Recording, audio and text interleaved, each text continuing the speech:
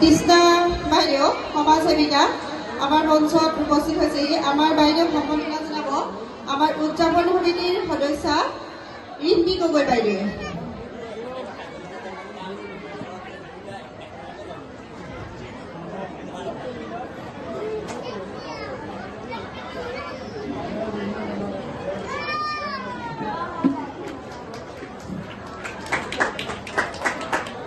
আমাৰ মূল নাটকৰ মহাসতী জয়মতী নাটকৰ পৰিচালক মহোদয়ক আমি দুআষাৰমান ক'বৰ বাবে মাইক্ৰফোনটো আগবঢ়াই দিয়া হৈছে।